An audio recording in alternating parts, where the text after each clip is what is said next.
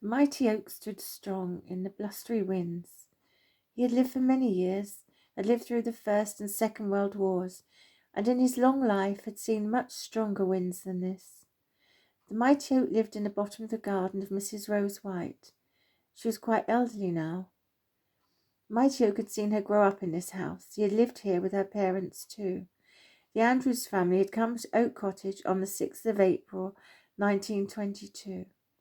Rose White was the eldest daughter of the Andrews. After her parents had passed away, she stayed living at Oak Cottage. She loved it so.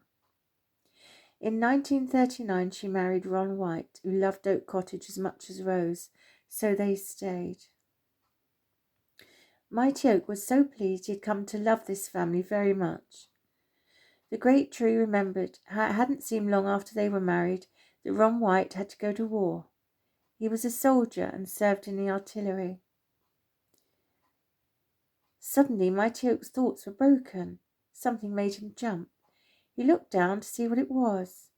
Now, although he lives in the garden of Oak Cottage, he was so enormous his long branches came over the fence into the park behind.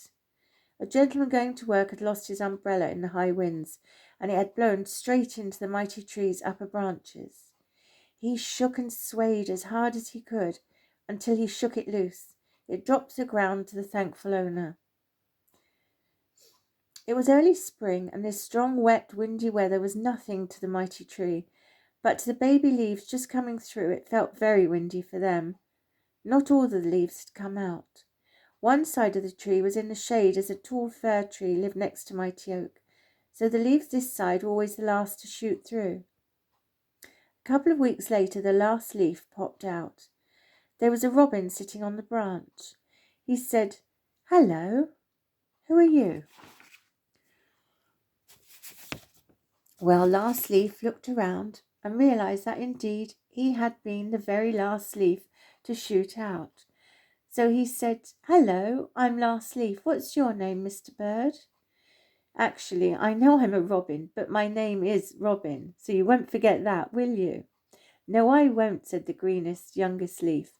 "Pleased to meet you, Robin." Then they both laughed. Robin and Last Leaf became great friends. They chatted to each other for hours.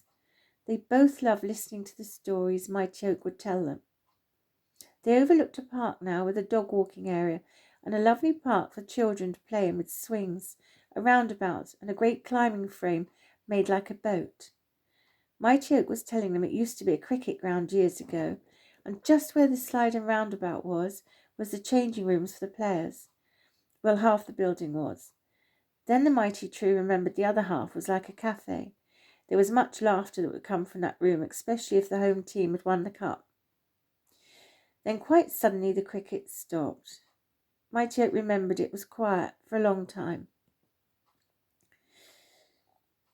Then the home guard would use the building for meeting, and he remembered them practicing marching. Sometimes when the mighty tree was telling him stories, he would seem sad, things he remembered, so they would change the subject. One day they all laughed so much as a pigeon they knew meant to land on the branch next to Robin and Last Leaf, but he missed his footing and accidentally fell 4 branches lower. "Hello up there," he shouted. "Sorry, it's me, Clumsy. Just wanted to say hello." How they laughed at poor Clumsy. He rarely made it onto the right branch, and when he did, he landed so hard the whole branch would shake. They all enjoyed watching the children playing in the park and having fun. Last Leaf especially loved to hear the children's laughter. It made him feel warm inside. One day was very worrying for them all. Mighty Oak explained what happened as they were sleeping. Rose White had come into the garden to feed the birds. She tripped on something and fallen in the garden. Mighty Oak felt so helpless. Of course, no one could hear him talk except animals and some very young children. Well, luckily there was a young man walking his dog in the park. So the mighty tree told the clever Alsatian what to do. The dog pulled his owner over to the fence and barked. Eventually the young man could hear Rose's cries and called for the ambulance. Mighty Oak thanked the dog, who said not at all, he was glad to help. His name was Marty, and any time Mighty Oak needed help he would be pleased to oblige. Then Mighty Oak said, actually, call everyone. Squirrels, birds, foxes, tell everyone to come to a meeting now. I've good news to tell you all. They all gathered around. Mighty Oak's branches were full with birds, and around his great trunk there was rabbits, foxes, badgers, moles, insects, all creatures. Listen, everyone, said Mighty Oak warmly. I overheard Rose's sister on the telephone talking to Mark, Rose's son who lives in America. Well, they're all coming home to look after Rose and to live here for a few years anyway. We will still live with our family. Hip, hip, hooray! Hip, hip, hooray! They all cheered. Now you'd better all go quickly before any humans see you, Mighty Oak said kindly but firmly. Oh, except you, Poppy. Anyone seen Poppy? A black and white fluffy cat meekly put her paw up. I'm here, Mighty Oak, I'm here. Rose's sister has come to feed you and look after you until Rose comes out of hospital. Can you explain why she could not find you and was frantic with worry? She's brought her silly parrot with her and it shouts at me. I don't like it. Poppy, I'm ashamed of you. Is it not our rule to be kind to everyone, even if we don't like them? Parrots are magnificent birds, beautiful birds. They should be free and flying.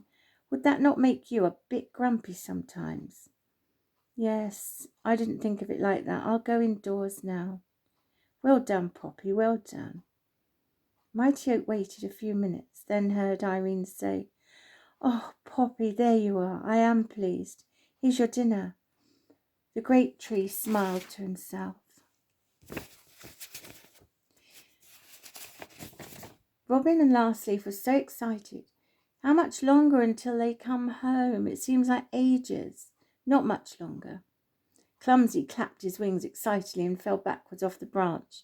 They all laughed. At last the day had come. Mark, his wife Susan, whom Mighty Oak adored, and their children, Andrew, Daniel, and Lucy, were here. Robin got the giggles because he thought their accents were very funny. The great oak tree was so happy. It meant the family he loved so much were going to carry on living here. He was excited to see Susan again. It had been about 4 years when he last saw her. She had always sit against his great trunk and talk to him. Of course she couldn't hear him answer, but he loved her for that. Susan was an artist, and she'd done a beautiful painting of Mighty Oak. Sometimes when Rose left the back door open, he could see it hanging on the wall, and it reminded him of Susan and what a lovely day that was when she painted him. Robin and Mighty Oak and Lastleaf were all happy. Robin and Lastleaf were especially pleased their great friend to be so happy.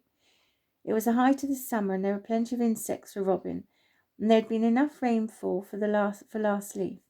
Mighty Oak was so big it had to rain such a lot for enough rainwater to feed his mighty roots. So rain was good for all of them. When it rained, Robin got a lot of juicy worms to eat. This made poor Lastleaf feel quite ill. But he put up with it because Robin did help. If he had an insect crawling on him, it did make him itch so. So he was always pleased to see Robin, as he was willing to eat those pesky insects off of Lastleaf. After one heavy rainfall, Clumsy came to say hello, only he landed on the branch above by mistake, and all the raindrops fell onto Robin. He got quite a shower. He was not happy. Lastleaf assured him it was an accident, and poor Clumsy was so upset. Robin forgave him, and they made friends. It was about 9 weeks later, and Lastleaf said to Robin, Oh, it's a bit chilly today. I know, said Robin. I thought that. Hey, that's funny. What? Asked Robin. Look at my brothers and sisters on the other side. They're not green like us this side. They look a funny colour. I know, said Robin, sadly, suddenly realising it was nearly autumn. Where had all that time gone? What was he going to say to his dear friend? He quickly changed the subject as he watched this little girl learning to ride her first bicycle. They knew they shouldn't laugh as she fell off for the 4th time. It just looked so funny. And Mighty Oak said they were not really being cruel, as the little girl wasn't hurt. And anyway, look now, said the mighty tree. There's the little girl. Oh, she's mastered it. Oh, they did cheer for her. A week later, and Susan was in the garden looking up at Mighty Oak. She said, "I suppose you're ready for the fall now, my beautiful great oak. You are a handsome tree." She walked away quietly and carried on gardening. Last Leaf said to Robin, "What does that mean, fall?" Robin had been dreading this. He said, "I have to tell you something. Look at your brothers and sisters." So Last Leaf did just that. Oh, he was shocked. A lot had gone, and the ones that had not gone were tan and brown and dry and curling up. He then looked at himself. He was still green, but around the edge he was going brown. "What's happening, Robin? I'm scared." Robin tried to explain as best he could. "The lucky thing for you is this side it's shaded, Last Leaf, so we're protected here. So we do have longer together. It's warmer this side." Last Leaf thought for a moment. He did realize it was a natural cycle that happened every year to all his brothers and sisters. He cheered himself up and promised he would make the most. He would make the most of being here with his best friend for however long he had left, and Mighty Oak still had lots of stories to tell them. Robin wondered every day if his dear friend would still be there. He would nervously fly to their branch.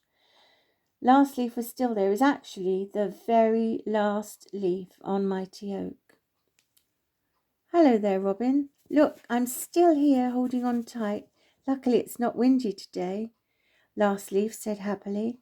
"We may have one more week if we're lucky with the weather, Robin." Robin looked so relieved. "Yes, Just then, Clumsy landed heavily on their branch. Last Leaf fell silently to the ground.